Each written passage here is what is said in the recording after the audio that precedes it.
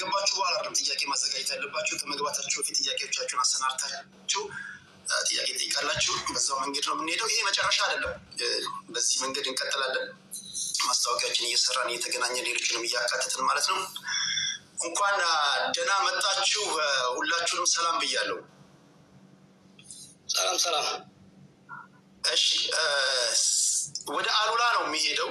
አሉላ ሰለሞን ትግራይ ክልል ላይ አጠቃላይ በኢትዮጵያ ነባራዊ ሁኔታ ላይ የሆነ ያለውን ፖለቲካዊ ውደቶች እንዴት ነው የምታዘበው? አጠቃላይ የሀገራችን ነባራዊ ሁኔታ በአንተ ትንታኔ፣ በአንተ እይታ እንዴት ይገለጻል? እስኪ 9 ደቂቃ ነው። 9 ደቂቃው እንዴት ነው? ያንሳል? ይበዛል? መጀመሪያ እሱን ልስማት እናንተ። 9 ደቂቃ 5 ጠንና እኛም ራሱ ያው ለጠጥ አድርገነው ወደ 9 እንደርስልሃለን። እሺ I think እንደተለመደው 9 ይሁንና አስቁመን 9 ላይ ምናልባት ፓናሊስቶቹ ላይ አስተያየት የሚሰጥ ከሆነ ወንድማችን ጀዋር የተወሰነ ለጠጥ ልታረግለት ይችላል። ግን በዛች ታይም ቱ ቶፒክ ብናወራ ጥሩ ይሆናል ብዬ አስባለሁ። በጣም ጥሩ። 9 ደቂቃ ነው እንደተለመደው ቲክቶክ ላይ ስንወያይ እንደማደርገው ለሁላችሁ የምሰጣችሁ። ልክ 1 ደቂቃ ሲቀር በምልክት እንዲያሳያችኋለሁ። ይሄ ማስጠንቀቂያ አይደለም። 1 ደቂቃ ቀርቷል ማለት ነው። ይሄኛው አቁሙ ነው። ደቂቃችሁ ሞልቷል ማለት ነው። 1 ደቂቃ ሲቀር እንዲላለው ለማቆም ስትፈልጉ ደግሞ ጨርሶ ትላለሁ። እንደዛ ነው የማደርገው። እሺ፣ ሰዓት እዚህ ጋር ይዣለሁ። ሌሎቻችሁ ቲክቶክ ላይ ያላችሁ ታፕ አድርጉ፣ ኮፒ ሊንክ ሼር አድርጉ። እሱ በጣም ጠቃሚ ነው፣ እንዳይቆራረጥ ይረዳናል። ጽድት ያለ ውይይት ነው የምናደርገው። እንደዚሁ እንዳማረብን ጀምረን እንዳማረብን እንደምንጨርስ እርግጠኛ ነኝ። አሉላ 9 ደቂቃ አለ። እስኪ ወደ አንተ ልምጣ። መልካም፣ አመሰግናለሁ ቴዲ። ይሰማል? ሁላችሁም ይሰማል? ልቀጥል። ያው በስልኬን የገባሁትና ምናልባት የካሜራ ጥራት ምናምን ካለ ይቀጥላል። ወደፊቱ አስተካክዬ እመጣለሁ። አሁን ሀገሪቱ ያለችበት ሁኔታ እጅግ ከባድ እና ምናልባትም ወደ መበታተን ሊያመራ የሚችል ከባድ ሁኔታ ነው ያለችው። ይህ የምልበት ፎርስ ውስብስብ የሆኑ የቆዩ ችግሮች እንደተጠበቁ ሆነው ግን ባለፉት 8 ዓመታት ብልጽግና ያው ኢህአዴግ የነበረው በሂደት ራሱን ብልጽግና ብሎ በመዋሃድ አመራርነቱን ይዞ የቀጠለው ኃይል ሁሉንም ችግሮች በመሳሪያ በጦርነት የመፍታት አዋዜ ነው አንዱ ትልቁ ችግር። ከዛ ግን የ8 ዓመቱ የመንግስትነት ጉዞ በዲፕሎማሲ፣ በኢኮኖሚ፣ በፖለቲካ፣ በማህበራዊ በሁሉም ረገድ ሀገሪቱ እጅግ ከፍተኛ የሆነ ምስቅልቅል ውስጥ የገባችበት በግልጽ ወደዚህ አቅጣጫ ነው ይሄን ያለ ነው ብሎ በትክክል ሊያስረዳ የሚችል መንግስታዊ አመራር እጦትም ለምሳሌ በኢህአዴግ ጊዜ በግልጽ የነበሩት ጉድለቶችም ይታወቃሉ። ወዴት መሄድ እንደሚፈልግም ስርዓቱ በግልጽ የሚያስቀምጣቸው ነገሮች አሉ። መካከለኛ በኢኮኖሚ ረገድ ወደ መካከለኛ ገቢ ያላቸው ሀገራት፣ በዲፕሎማሲው ረገድ በቀጠናችን ያለው ግንኙነት፣ በአፍሪካ ደረጃ አህጉራዊ ያለው አቋም ይታወቃል።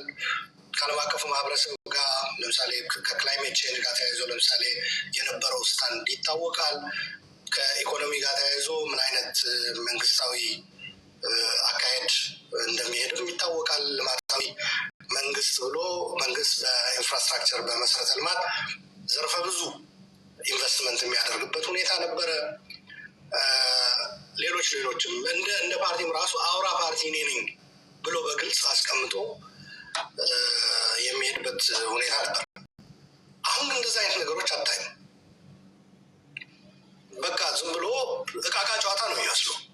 ምን እንደሚደረግ በሀገሪቱ እንደዚህ አይነት መንግስት ነው ያለው እና በዚህ አይነት መልኩ በስነ ሀሳብም በለው የፖለቲካ ፕሮግራምም በለው የኢኮኖሚ ፖሊሲም በለው እታገለዋለሁ ብለህ ለመውሰድ ይከብዳል። አስታውሳለሁ ኢህአዴግን ይታገሉ የነበሩ ሰዎች በግልጽ ሰዎች ራሱ ለመምረጥ አይቸገሩም ነበር። የኢኮኖሚ ፖሊሲውን ይተቹ ነበር። በአፍሪካ በቀጠናው የሚከተለው አካሄድም በአባይ ግድብም ለምሳሌ በግልጽ ይጽፉ ነበር። አንዳንዶች ደግፈው ግን ይሄ ነገር ቢስተካከል ብለው፣ አንዳንዶች ደግሞ ኮምፕሊትሊ ግድቡን አንደግፈው የሚሉ ነበሩ። ሌሎች ደግሞ ግድብ በጣም ወሳኝ ነው፣ ሀገራዊ ነው፣ ከኢህአዴግ ሊኖረን ይችላል፣ ግን በሀገራዊ ጉዳይ ተስማምተን ማሄድ ያለብን ብለው ግድቡን ይደግፉ ነበር።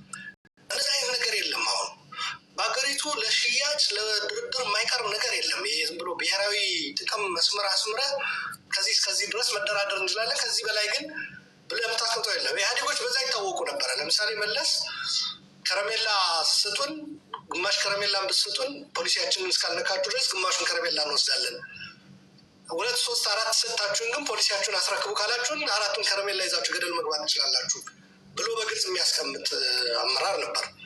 አሁን እንደዛ አይነት ነገር የለም።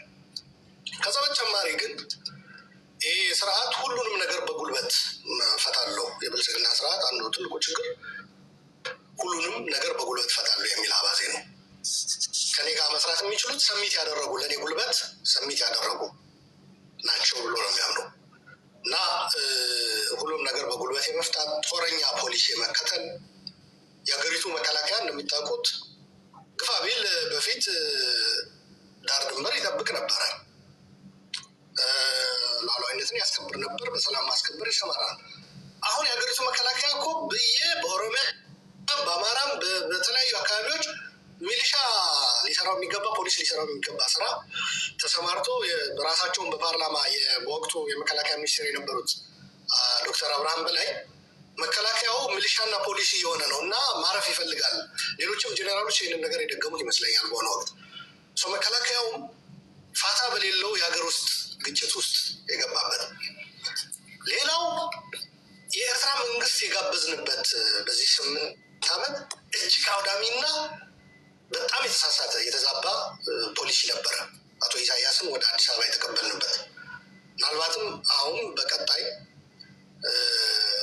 መንግስት አሁን ተገልብጦ ያው ከአቶ ኢሳያስ ጋር ስለተጣላ ብልጽግና እየከሰሳቸው ያሉ ተቃዋሚዎች የዛ ዳፋ ነው ብዬ ነው የማምነው። አቶ ኢሳያስ በሩ ተበርግዶ ሲሰጣቸው ያኔ ገቡ። አሁን እንዴት ይውጡ? ከብልጽግና ምዕራባውያን ለያይተው ፕሪቶሪያ ወስደው ከትግራዮች ጋር ሲያስማሟቸው አቶ ኢሳያስ ከሌሎቹ ጋር ወደ መስራት ነው የተሸጋገሩት። ብልጽግናን በጦርነት ወቅት ጠፍንገው ይዘው ሲጠቀሙበት ነበር አቶ ኢሳያስ። ከዛ ብልጽግና ከእጃቸው እንዳፈተለቀ ሲያውቁ ከሌሎች ጋር ወደ መስራት ነው የገቡት። በተለይ ከኤርትራ ጋር የተካሄደው እንትን እኔ ትልቁ የብልጽግና ዘመን የስልጣን ዘመን የ8 ዓመት ትልቁ ስህተት ብዬ የምወስደው ከኤርትራ ጋር የተደረገው ራፕሮችመንት አንድ ግለሰባዊ ነበር፣ ተቋማዊ አልነበረም። ሁለተኛ በመርህ በህግ የታሰረ አልነበረም። ጅዳና አቡዳቢ ሄደው የፈረሙት ስምምነት እንኳን ራሱ እኛ አናውቀውም ምን እንደሆነ። አቶ ገዱ አሁን እዚህ በውጭ ሀገር አሉ፣ የውጭ ጉዳይ ሚኒስቴር ነበሩ ወቅቱ። ከእሳቸው በፊትም ዶክተር ወርቅነህ ገበየሁ ይመስለኛል። እነሱ የሚያውቁት አይመስለኝም። ፓርላማ ላይ ቀርቦም ውይይት አልተደረገበትም እና የዛ አይነት ግንኙነት ወደ ምን በር ከፈተ?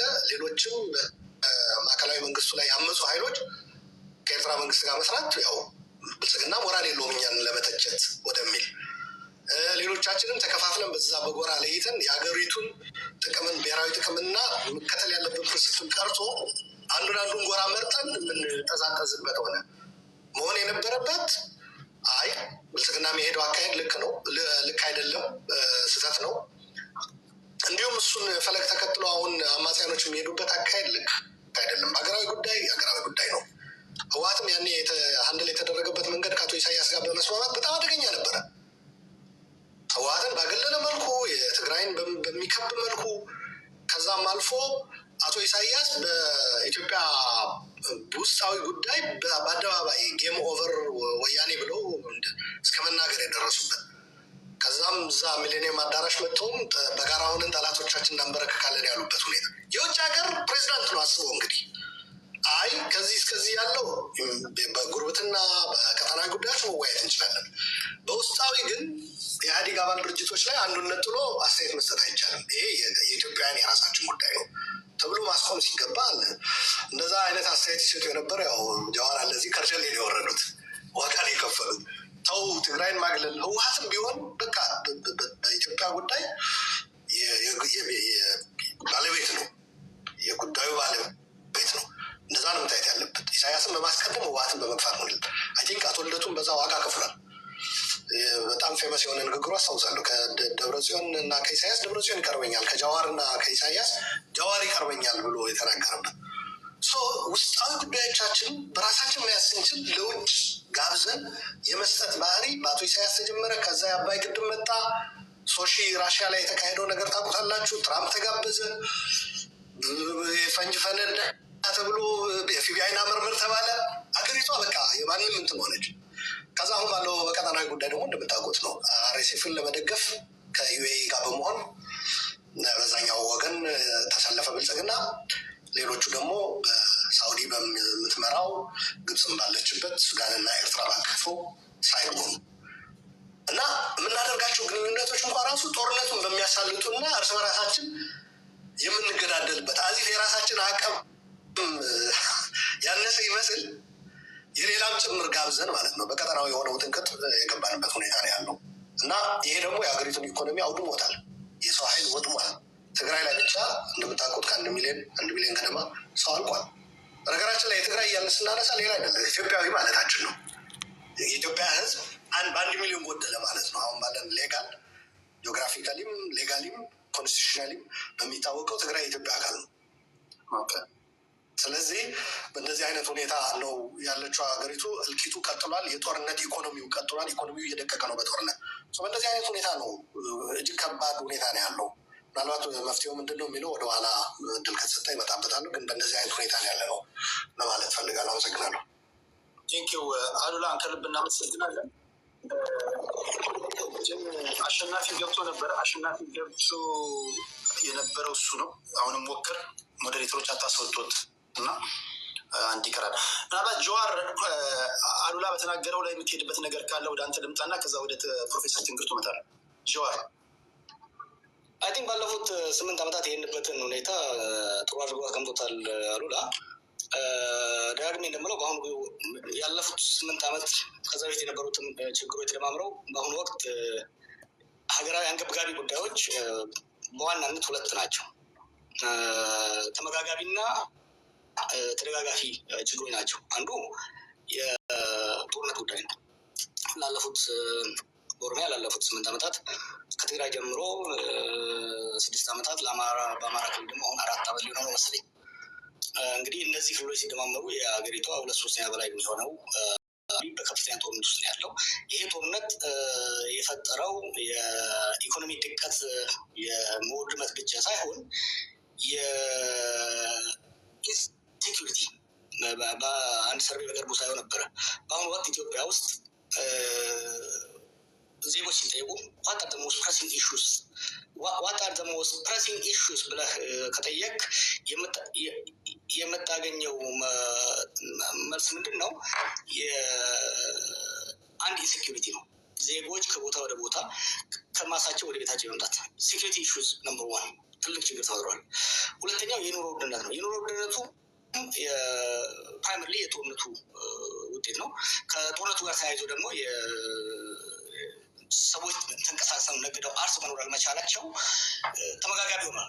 ጦርነቱ በቀጠለ ቁጥር ኢኮኖሚው እየወደቀ ሄደ። ኢኮኖሚ እየወደቀ በሄደ ቁጥር ስራ አጥነትን እያስፋፋ ስራ ያጡ ወጣቶች፣ ሰላም ያጡ ወጣቶች ወደ ጫካ እየሄዱ ጦርነቱን እንዲያባብዙት የፖለቲካ መድረኩም የባሰ እንዲጣበብ እያደረገ እየሄደ ያለ ነገር በመሆኑ አይ ቲንክ አሉላ ካለው ጋር የምጋራ ይሆናል። በኋላ ላይ ደግሞ ሰብሰብ አድርጌ ኮሜንት አደርግበታለሁ። ወደሚቀጥለው ተናጋሪ መሄድ ይችላል ቴዲ። ቴንኪው ጀዋርን ከልብ አመሰግናለሁ። አሉላ ቴንኪው። ክብራትና ክብራን እነሱ የሚናገሩትን ሀሳባቸውን በደንብ ስሙ። መጨረሻ ላይ እንደየስብጥራችሁ እየገባችሁ ጥያቄ እንድጠይቁ ለሁላችሁም እድል እሰጣችኋለሁ፣ ትገባላችሁ። እስከዚያው ግን በጥሞና አድምጡ፣ እንዳይቆራረጥ ታፕታፕ አድርጉ፣ ኮፒ ሊንክ ሼር አድርጉ። ቲክቶክ እንደዛ ነው የሚፈልገው፣ ያለማቋረጥ ታፕታፕ እያደረጋችሁ ላላችሁ ቴንኪው። ወደ ፕሮፌሰር ትንግርቱ ልምጣ። እስኪ አማራ ክልል ላይ አክቲቭ የሆኑ ጦርነቶች አሉ። አጠቃላይ እሱን ጨምረህ የኢትዮጵያን እስኪ ነባራዊ ሁኔታ አንተ እንዴት ነው የምትታዘበው? እሱን ነገር አሻማ ብያለሁ። እንዴት አላችሁላችሁም? እዚያ ያላችሁ አመሰግናለሁ በጣም ስለጋበዛችሁኝ ሁላችሁንም። ስለተገናኘንም ደስ ብሎኛል። በኢትዮጵያ ጉዳይ ላይ እንድንናገር ሀሳብ እንድንቀያየር እና ህዝቦቻችን ያሉበትን መከራ እንድናነሳ ለኢትዮጵያ ህዝብ በተሻለ መንገድ በተለያዩ አማራጮች እንድንቀርብ ስለረዳችሁን ከልብ አመሰግናለሁ። የኢትዮጵያን አሁን ያለችበትን ሁኔታም አማራም ያለበትን ሁኔታ ነው በተወሰነ መንገድ አድሬስ ላደርግ ሰዓቱን እንግዲህ በአግባቡ ለመጠቀም ሞክራለሁ። ብዙ ጊዜ ሰዓት አጠቃቀም ችግር አለብኝ። የኢትዮጵያ አሁን ያለችበት ሁኔታ ጦርነት ብቻ አይደለም፣ ፖሊቲክ ክራይሲስ ወይንም ደግሞ እጅግ ውስብስብ ረኮ ተጠማ ነው የምትሉት የሰነፈሩ ሪሞት ውስብስብ የሆነ ቀውስ ካሜራችን ተቋርጦ ነበር፣ ይቅርታ። እንደዛ አይነት ውስብስብ ቀውስ ውስጥ ነው ኢትዮጵያ ያለችው። በየዘርፉ ብናየው ጥሩ ነው ብዬ ነው የማስበው። አሁን ብዙ ጊዜ ሻዶው የሚያደርግብን ጦርነቱን ብቻ ካየነው ነው። ከዛ ውጭ ከጦርነቱ ባሻገር በርካታ ጉዳዮች ስላሉ ቢያንስ በተወሰነ መንገድ ለምሳሌ ፖለቲካውን ብናየው፣ ማህበራዊ ሁኔታውን፣ ኢኮኖሚውን፣ ዲፕሎማሲውን፣ ፎሬን ሪሌሽኑ፣ ሀገሪቱ ያለችበትን ሁኔታ፣ አጠቃላይ ሁኔታዎችን ለማየት አይ ቲንክ ፐርስፔክቲቭ ይሰጠናል ብዬ አስባለሁ። ኮምፕሊት አብሰንስ ኦፍ ፖለቲክስ ሀገሪቱ ውስጥ ይታያል። ሙሉ ፖለቲካ የለም። አጠቃላይ ሀገሪቱ ያለችበት ሁኔታ የጦርነት ሁኔታ ነው። በስቴት እና ሶሳይቲ መካከል፣ በመንግስትና በህዝባችን መካከል ያለው ግንኙነት የጦርነት አይነት ግንኙነት ነው። አብይ አህመድ ባለፉት 8 ዓመታት ወደ ስልጣን ከመጣ በኋላ ኢትዮጵያ ውስጥ ገቨርነንስ የለም። ያለው አጠቃላይ እያንዳንዱን ማህበራዊ፣ ፖለቲካዊና ኢኮኖሚያዊ ችግሮች ለመፍታት የሚካሄድበት መንገድ አጠቃላይ ጦርነት ነው። ጦርነት አዘን ኢንስትሩመንት ኦፍ ገቨርነንስ መንግስትን ተክቶ አስተዳደርን ተክቶ ሀገሪቱ የምትተዳደርበት ስርዓት ሆኖ የየዕለት የኢትዮጵያ ህዝቦች ግንኙነት በጦርነት ዲፋይንድ የሆነበት ወይም በጦርነት ሁኔታ ሊገለጥ የሚችልበት ሁኔታ እንዳለ እንረዳለን። የጦርነት ሁኔታው አጠቃላይ የፖለቲካል ፓራሊሲስ ወይንም ደግሞ ሲያሳ ልምሻ የፖለቲካ ድቀት ሀገሪቷ እንዲያጋጥማት ያደረገ መሆኑን ትመለከታላችሁ። ፖለቲካው ኢንስቲቱሽናሊ ብትመለከቱት፣ አጠቃላይ ፖለቲካ ምህዳሩ ስትመለከቱት ምንም አይነት ፖለቲካ አለ ሀገሪቱ ውስጥ ሊባልም ለምሳሌ ፖለቲካን ዲፋይን ልናደርግ የምንችልባቸውን ሁኔታዎች ብንመለከታቸው ምርጫውን ጨምሮ አብዛኞቹ ሂደቶች ሀገሪቱ ውስጥ ያሉ ሁኔታዎች ምርጫውን ጭምር በጦርነትና በጦርነት ሁኔታ ውስጥ የሚካሄድ ናሽናል ዳያሎግ ተብሎ የሚካሄደው ሁኔታ በእንደዚህ አይነት በጦርነት ሁኔታ ውስጥ የሚካሄድ ሆኖ ትመለከቱታላችሁ ማለት ነው። አልቲሜትሊ ፖለቲካ ሀገሪቱ ውስጥ ፋንክሽን ማድረግ እንዳቆመ፣ ፖለቲካ ፋንክሽን ማድረግ ካቆመ ደግሞ የዴሞክራሲ ተቋማት፣ ሌሎችም ተቋማት እና ሌሎች አሰራሮች ሙሉ ለሙሉ ፋንክሽን ማድረግ እንደሚያቆሙ በግልጽ የሚታይበት ሁኔታ መፈጠሩን እንመለከታለን። ፖለቲካው ፌል ስላደረገ አሁን የምናወራው በጦርነት ነው ማለት ነው። የክልሎች ግንኙነት ጦርነትና በጦርነት ሁኔታ ውስጥ ነው ያለው። በሀገሪቱና በጎረቤት መካከል ያለው ግንኙነትም በዛው ደረጃ ሊገለጽ የሚችል እንደሆነ እንመለከታለን ማለት ነው። ከፖለቲካው ስናልፍ ለምሳሌ ኢኮኖሚውን በተመለከተም በተመሳሳይ ከሼፕድ ኢኮኖሚ ነው ሀገሪቱ ውስጥ ያለው። በጣም ጥቂት ካገዛዙና ላገዛዙ ጥገኛ የሆኑ ልሂቃን የሀገሪቱ ሪሶርስ አማስ እያደረጉ ያሉበት፣ በሌላ በኩል ደግሞ በከፍተኛ ደረጃ ድህነት የጨመረበት ነው። ዓለም አቀፋዊ ሪፖርቶችን መመልከት ትችላላችሁ። በከተማም በገጠርም ያለው የድህነት ምጣኔ በከፍተኛ ደረጃ የጨመረበት ሁኔታ እንዳለ ትመለከታላችሁ። ከዛ ውጭ ሀገሪቱ በጣም ሰፊ የሚባል የፖለቲካል ኢኮኖሚ እና ማክሮ ኢኮኖሚክ ሪፎርም ውስጥ እንድትገባ አስገዳጅ ሁኔታ ውስጥ የገባችበት ሁኔታ አለ። ይህም በተጨማሪ ኢትዮጵያውያን የኢኮኖሚውን ቀውስ በጀርባቸው እንዲሸከሙ ያደረገ የጦርነት ሁኔታው በተለይ ዋር ፖለቲካ የጦርነቱ ፖለቲካል ኢኮኖሚ ህዝቡን እያጎበጠ በየዕለቱ ሀገሪቱ ውስጥ ያለው የኢኮኖሚ ሁኔታ በማህበረሰቡ ኑሮ ላይ ከፍተኛ ጫና እያሳደረ ያለበት ሁኔታ እንዳለ እንመለከታለን። ከባድ የኢኮኖሚ ቀውስ በሀገሪቱ ውስጥ እንዳጋጠመ መረዳት ይቻላል። ማህበራዊ ሁኔታውን፣ ዲፕሎማሲውን፣ ጂኦፖለቲካውን ስንመለከትም በተመሳሳይ ሁኔታዎች ውስጥ ነው የሚገኘው። ቴዲ ማህበራዊ ሁኔታው ከፍተኛ የሆነ ማህበራዊ ጥርጣሬ በህዝቦቻችን ዘንድ የተፈጠረበት፣ የነበሩንን ሶሻል ፋብሪኮች እየበጣጠሰ ያለ፣ ጥንታዊ ሴቶቻችንን እየናደ ያለ፣ የህዝቦቻችንን አንድነት በከፍተኛ ደረጃ የፈተነ፣ ዜጎች ከቦታ ቦታ ተንቀሳቅሰው መስራት የማይችሉበት፣ አንኤምፕሎይመንት ሬቱ እጅግ ከፍተኛ የሆነበት፣ በጣም በርካታ ሚሊዮን ተማሪዎች ከትምህርት ውጭ የሆኑበት፣ ዜጎች ከቦታ ቦታ ተንቀሳቅሰው መኖር የማይችሉበት፣ አርሶ አደሮች ወደ ሚሊሻነት እየተቀየሩ ያሉበት፣ አጠቃላይ የሶሻል ሰርቪስን በተለይ ደግሞ ማህበራዊ መለኪያዎችን ልንጠቃ ለምሳሌ ትምህርት፣ ጤናና ወዘተረፈን ብንመለከት በየክልሎቹ ያለው ሁኔታ እጅግ አስደንጋጭ በሚባል ሁኔታ እየከፋ ሄደበት ሁኔታ እንዳለ እንመለከታለን ማለት ነው። ዲፕሎማሲውን ብንወስድ ሀገሪቱ ከዚህ በፊት ታወቅባቸው የነበሩ ገለልተኛ የሆኑ ዲፕሎማሲዎች ተቀይረው አሁን ሀገሪቱ ቫዘል ስቴት ወይንም ደግሞ ጥገኛ ሀገር ሆና የሌሎችን ፎሬን ፖሊሲ ጥቅሞች ለማስጠበቅ የምትሰራበት ሁኔታ ያለ እስኪመስል ድረስ የኢትዮጵያ ተቋማትም ጭምር በሌሎች ሀገራት ካፕቸር የተደረጉበት ሁኔታ እንዳለ በስፋት እንመለከታለን። በሀገሪቱ ውስጥ የሌሎች ሀገራት ጣልቃ ገብነት ከኤርትራን ባሻገር እንግዲህ ኤርትራ ነው ቅድም የተጠቀሰው። ከዛ ውጭ ግን የገልፍ ሀገራት በተለይ ዩናይትድ አረብ ኤምሬትን ጨምሮ ሌሎች በርካታ ሀገራት በኢትዮጵያ ውስጥ ቀጥተኛ ተሳትፎ እንዲኖራቸው የሚያስችል ነባራዊ ሁኔታ ሀገሪቱ ውስጥ እንዲፈጠር ሀገሪቱ ከምንጊዜውም በላይ ተጋላጭ እንድትሆን የሆነበት ሁኔታ እንዳለ በግልጽ እንመለከታለን። ተጋላጭነቱ አሁን ብዙ ጊዜ ጂኦፖለቲካው በኢትዮጵያ ቀውስ ውስጥ ቀጥተኛ ተጽዕኖ እንዳመጣ አገዛዙ ብዙ ጊዜ ትርክት ሊያቀርብልን ይሞክራል። ግን አብዛኛው የኢትዮጵያ ችግር ዋነኛ መሰረቱ ሀገሪቱ ውስጥ ያለው ፖለቲካዊ ቀውስ ኢትዮጵያ ጂኦፖለቲካሊ ቨልነረብል እንድትሆን ወይም ተጋላጭ እንድትሆን ያደረጋት ነው። በዚህም ምክንያት በርካታ ሀገራት ከየትኛውም ጊዜ በላይ የሚፈልጉትን ነገር በኢትዮጵያ ውስጥ ለማሳካት የሚያስችላቸውን እድል እንዲያገኙ የፈቀደ መሆኑን እንመለከታለን። አሁን ያለው አገዛዝ የሚመጣውን ማንኛውንም አይነት ሁኔታ ሊቋቋም የማይችልበት ደረጃ ላይ በመድረሱ ምክንያት የፈለገው ሀገር ኢትዮጵያ ላይ ጥቅሙን ለማረጋገጥ የሚያስችልበትን እድል የሰጠው መሆኑን እንመለከታለን።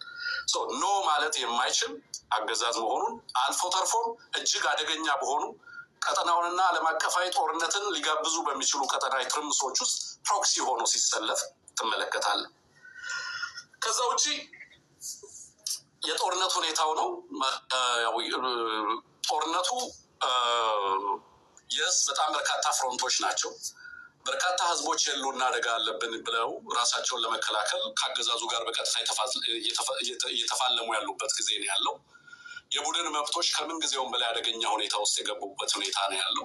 በበርካታ የሀገሪቱ አካባቢዎች ዌር ፋይቲንግ መልቲፕል ዋርስ፣ ግን ደግሞ ጦርነቶቹ ዞሮ ዞሮ ከአገዛዙ የሚመነጩ ጦርነቶች ሆኖ አብዛኞቹ ኃይሎች የሉና አደጋችን ምንጭ የሚሆነው አገዛዙ ነው ብለው ሁሉም ጸረ አገዛዝ ትግል ወደ መታገል እና እነዚህ የትግል ኃይሎችም ቢፈልጉትም ባይፈልጉም ስትራቴጂካሊ የጸረ አገዛዝ ትግሉ አላይመንት ውስጥ እንዲገቡ እያደረጋቸው አስገዳጅ ሁኔታ እየተፈጠረ እንዳለ እንመለከታለን።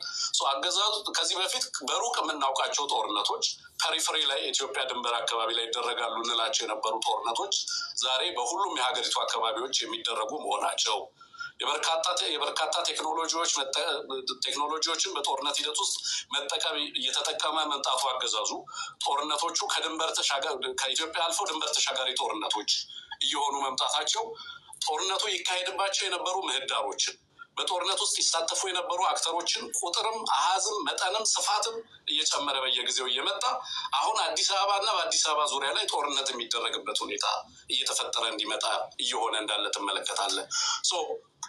ይሄ ጦርነት በኢትዮጵያ ውስጥ ብቻ ደግሞ አይደለም የተወሰነው፣ ከሌሎች ሀገራት ጦርነት በተለይ ቀጠናው ላይ ካሉ ጦርነቶች ጋር ኮንቨርጅ እያደረገ እንደሄደም እየተመለከትን ያለ ነው እና አጠቃላይ በብዙ ቀውሶች ውስጥ በአንድ ቀውስ ብቻ የሚገለጽ ሳይሆን ድርብርብ ቀውሶች የሚባል አይነት ሁኔታ ውስጥ